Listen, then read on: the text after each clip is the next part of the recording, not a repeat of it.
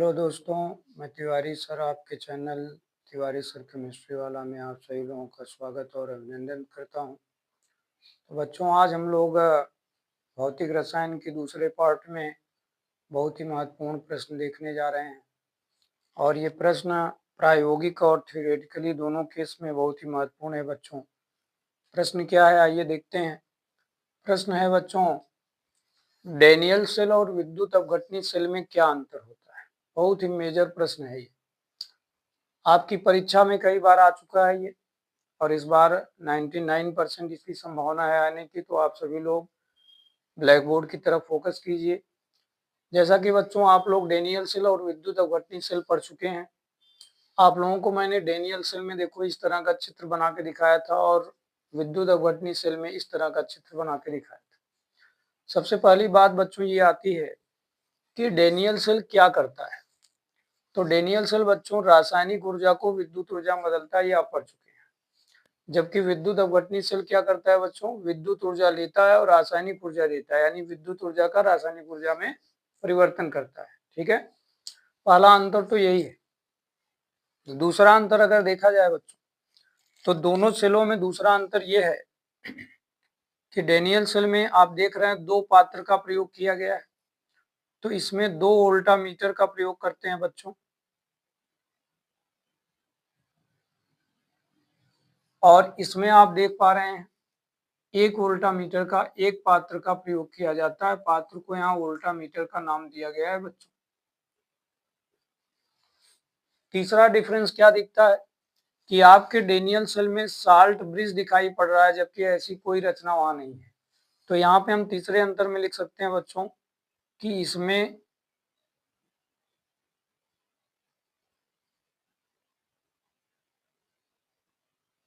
लवण सेतु पाया जाता है।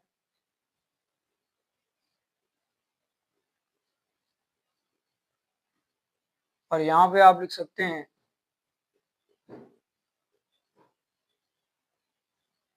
इसमें लवण सेतु नहीं पाया जाता।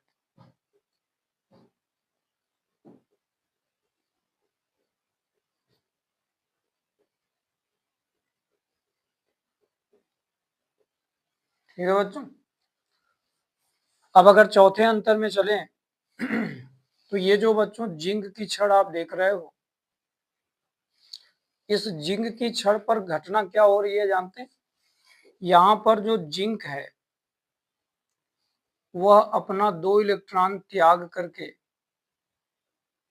जिंक आयन में बदल रहा है बच्चों, यानी कहीं न कहीं ये ऑक्सीकरण कर रहा है। और जिस इलेक्ट्रोड पर ऑक्सीकरण होता है बच्चों, आपको पढ़ाया जा चुका है, वो इलेक्ट्रोड एनोड का काम करता है। इसका काम करता है बच्चों एनोड का। और यहाँ पर जो ये एनोड है बच्चों, ये ऋण आवेशित नेचर का है, ध्यान रखिए कैसा है, ऋण आवेशित। तो हम लोग यहाँ लिख सकते हैं कि इस सेल में एनोड ऋणावेशित होता है। इस सेल में एनोड ऋणावेशित होता है।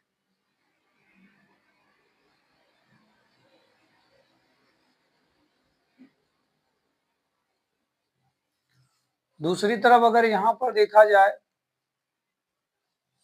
तो यहाँ पर सोडियम आयन और क्लोराइड आयन है।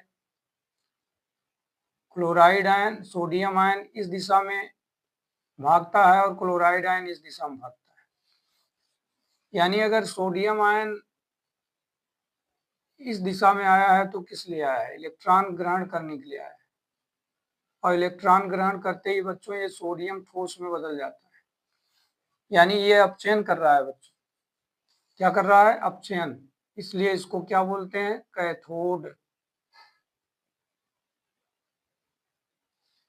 और अगर यहाँ पर इस इलेक्ट्रोड पे देखें तो Cl- जो है वह एक इलेक्ट्रॉन का त्याग करके Cl में बदल रहा है। अगर दो लेंगे तो यहाँ क्लोरीन गैस बन जाएगा। और यहाँ पे ये कर रहा है ऑक्सीकरण, इसलिए बच्चों इसको एनोड कहते हैं।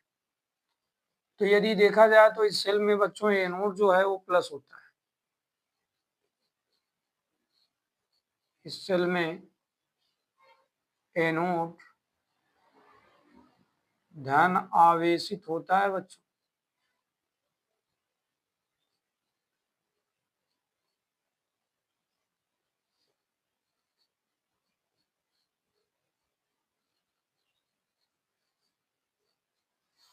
ठीक है, अब यहाँ पर अगर हम लोग इसकी चर्चा करें तो ये कैथोड है, अगर ये एनोड है तो ये कैथोड होगा, और इसके पास जो आवेश है बच्चों वो प्लस होगा। तो यहाँ लिख सकते हैं इस सेल में कैथोड प्लस होता है,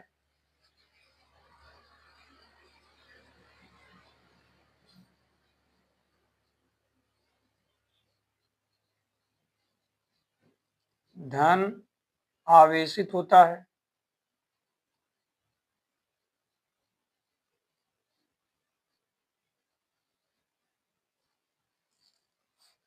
जबकि इस सेल में अगर देखा जाए तो कैथोड जैसा कि देख रहे हो बच्चों माइनस होता है, ऋण आवेशित होता है इसमें।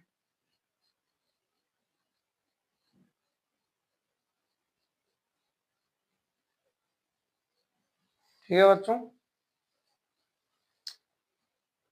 अगला केस ये है कि इस सेल में अगर देखा जाए तो धारा की जो दिशा है बच्चों, अगर इलेक्ट्रॉन की दिशा देखा जाए तो किधर से किधर जा रहा है, इसमें इलेक्ट्रॉन माइनस से प्लस की तरफ जा रहा है, यानी एनोड से कैथोड की तरफ जा रहा है।